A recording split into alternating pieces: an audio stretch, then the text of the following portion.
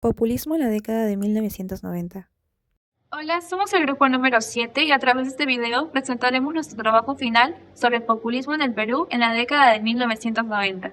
Hola, soy Mayra Rubalcaba y me encargaré de la sección 2 formulación del tema. Hola, soy Sofía Horna y sobre la sección 3 del trabajo realizaré la causa. Hola, soy Araceli Paza y sobre la sección 3 haré las consecuencias. Soy Estefania Hernández y sobre la sección 5 haré la formulación de conclusiones. Soy Joaquín Maltibamba y sobre la sección 2 y 5 realizaré la formulación del tema y conclusiones. Formulación del tema. A mediados de 1990, el Perú vivía una crisis social, política y económica. Después del gobierno de Alan García, considerado un gran influyente de masas, aparece Alberto Fujimori, quien vendía una imagen más cercana a los sectores populares. En campaña prometía medidas populistas como no realizar un choque económico que afectaría a los sectores más pobres, cosa que sí proponía su contrincante Vargas Llosa. Según Salazar Raymond, Fujimori utilizaba a su favor ejes nacionalistas, populistas y la polarización social en sus discursos persuasivos. La estrategia de un nosotros para con sus simpatizantes, luchando en contra de los otros, sus contrincantes, en el lado negativo de la historia. A partir de las clases, relacionaremos el populismo con los temas del curso. En la semana 3, tratamos el onceño de Leguía. Este tema es la base conceptual, ya que nos presenta la relación entre el populismo y el autoritarismo, lo cual es fundamental para entender el régimen de los 90.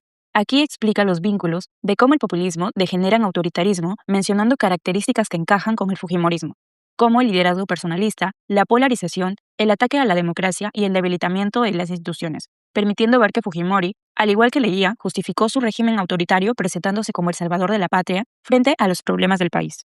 También usamos la semana 12 sobre la lucha contra el terrorismo, ya que aquí se desarrolla el contexto previo y simultáneo que sirvió como justificación y fuente para el populismo de Fujimori. Consideramos que no se puede entender el éxito del discurso populista sin la crisis social y económica heredada del gobierno de García y el avance del terrorismo. La incapacidad de los partidos tradicionales y del Estado para frenar el terrorismo generó un escenario de incertidumbre donde el pueblo buscaba un líder fuerte. Por último, la semana 14 es clave porque toca de forma directa nuestro tema central, la década del 90 y el fujimorismo. Aquí se explica cómo Fujimori llegó al poder aprovechando el descrédito político y la crisis dejada, presentándose como un rostro nuevo.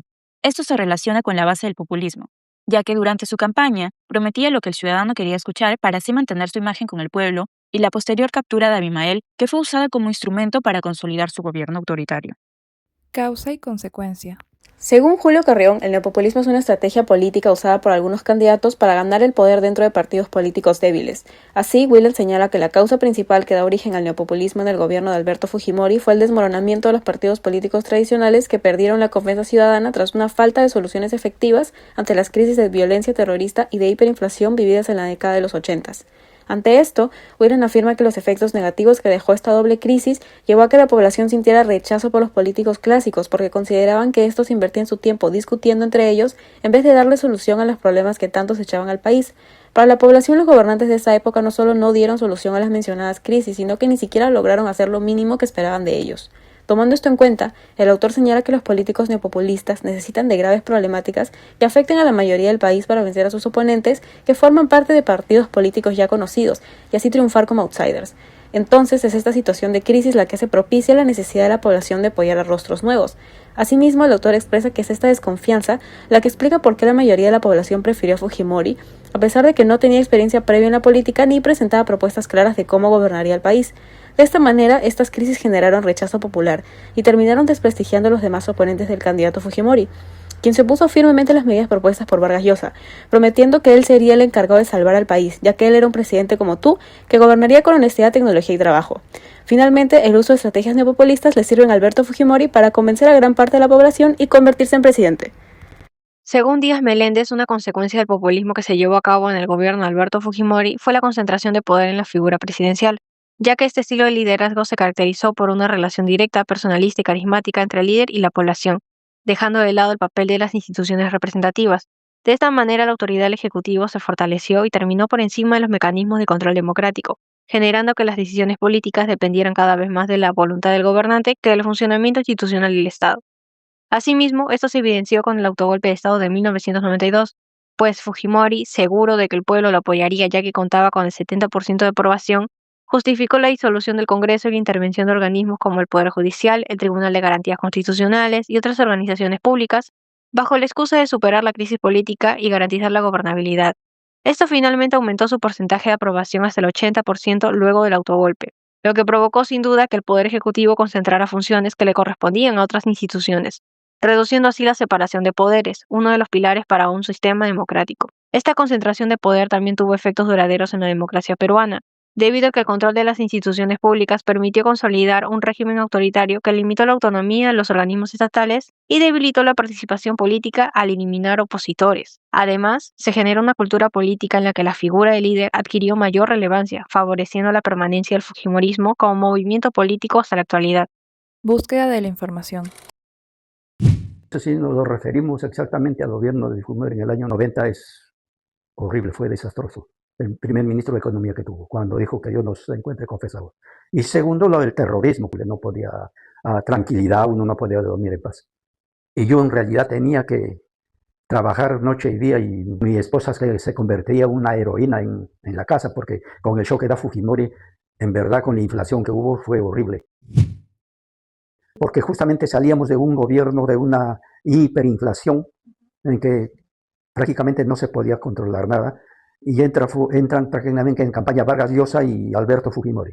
Vargas Llosa, su propuesta decía lo que para salir de eso tenía que haber un cambio, tenía que haber un shock, tenía que haberlo. Y Fujimori con su tractorcito ahí decía que eso era mentira, que él lo podía hacer de otra manera. Y por eso en verdad en la segunda vuelta elegimos a Alberto Fujimori. Buscábamos un gobierno diferente, que cumpla sus promesas, que sean cumplidas, y que haya, digamos, autoridad, porque eso es lo que se había desbordado, o sea, no había eso. O sea, que sea una persona que cumpla y sea leal con el pueblo. Primer gobierno, lo que hace los comedores populares. En ese entonces, todo lo que hacía Fujimori, hasta por lo que salía a la esquina, era excelente. Porque los periódicos, el Canal 4, Canal 2, Canal 5, la gente lo veía en las pantallas.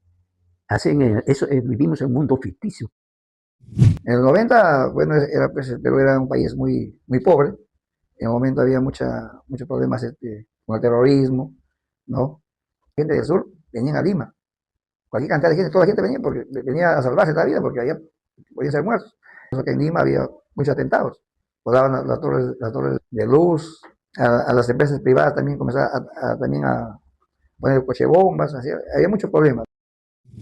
Bueno, el señor Fujimori era un fantasma que no aparecía nada, nunca aparecía en nada, ¿no? Apareció al final de las elecciones, se apareció con un tractor, ¿no? Y con una tecnología y honradez. La gente, bueno, como estaba cansado de muchos políticos, incluso venimos de un Alan García que se proyectaba como un líder muy importante en el país y fue un fracaso, ¿no? Y por eso que la gente se inclinó por él, pienso, ¿no? El debate también fue importante, ¿no? Gallosa habló lo que tiene que hacer, el shock, la gente se asustó con eso. Y Fujimori dijo, no va a haber shock, va a ser limitado, no va a haber shock. Entonces la gente se inclinó totalmente al lado de Fujimori porque la gente tenía miedo. No quedaba otra cosa, Fujimori tenía que tomar esas decisiones. Y no solamente cualquier otro presidente tenía que tomar esa decisión porque el país estaba ya en una situación muy caótica, ¿no? De violencia, ¿no? Ya no se podía vivir, ya no se podía caminar por las calles tranquilos, ¿no? Había mucho terrorismo, ya no se podía caminar. Entonces tenía que acudir a la Fuerza Armada, pero el único que le quedaba, porque no había otra cosa. En su primer gobierno, el señor Fujimori gozó de todo el apoyo, de todo el apoyo de las televisoras de señal abierta, tenía el apoyo y de toda la gente, porque pues se sentía con miedo, se sentía con temor, entonces todos apoyaron a Fujimori y tomó las medidas que tiene que tomar. Una decisión muy importante de Fujimori fue también una ley que los subversivos, ¿no? Se arrepientan y se presenten a los cuarteles con su armamento y entreguen, ¿no? En un momento, y no les va a pasar nada. Y hubo bastante gente que se arrepintió, se fue a los cuarteles, dejó su armamento y salían normal, sin problema. ¿Por qué? Porque es una ley de arrepentimiento. En el campo, la gente nos quería mucho, nos quería bastante, nos daban de comer, o sea, la población manejaba muy bien en ese entonces, ¿no? Formulación de conclusiones. ¿La forma en la que el Estado y la sociedad enfrentaron el populismo fue la adecuada? De la parte de causa y consecuencia, estoy sacando la idea de que el populismo en los 90 surgió por el fracaso de los partidos tradicionales frente a la hiperinflación y el terrorismo, lo que generó un profundo rechazo ciudadano hacia la política clásica, y facilitó que un candidato sin experiencia obtuviera un amplio respaldo. Sin embargo, posteriormente, ese apoyo terminó concentrando el poder en la figura presidencial. De la parte de búsqueda de la información, estoy sacando la idea de que ambos entrevistados coinciden en que la sociedad vivía con miedo, pobreza y terror por la violencia de la época, lo que los llevó a confiar desesperadamente en un candidato desconocido, mediante sus promesas, su imagen de honradez y la esperanza de que él resolvería los problemas del país. A partir de estas dos ideas, concluyen que la forma en la que el Estado y la sociedad enfrentaron este problema no fue la adecuada, porque si bien intentaron resolver el problema, tanto la sociedad como el Estado cayeron en dinámicas destructivas para la democracia. Por un lado, la sociedad, impulsada por el miedo y la crisis económica, renunció a su propia capacidad crítica y aceptó medidas populistas a cambio de una sensación de seguridad momentánea. Por otro lado, el Estado fujimorista no solucionó el distanciamiento político con los ciudadanos de forma legítima, sino que aprovechó el sufrimiento de la gente a través del clientelismo, la propaganda y el autoritarismo. Como resultado, la falta de una respuesta democrática instauró una cultura política caudillista y corrupta, que debilitó las instituciones, generando secuelas sociales y políticas que siguen afectando al Perú hasta ahora. Para combatir las medidas populistas ocasionadas por la desinformación difundidas por los medios de comunicación, se crea el Organismo Nacional de Transparencia y Educación Democrática, ONTED. Este organismo autónomo estaría encargado de garantizar y brindar información verídica de carácter neutral, mientras la comparte en centros educativos como escuelas y universidades.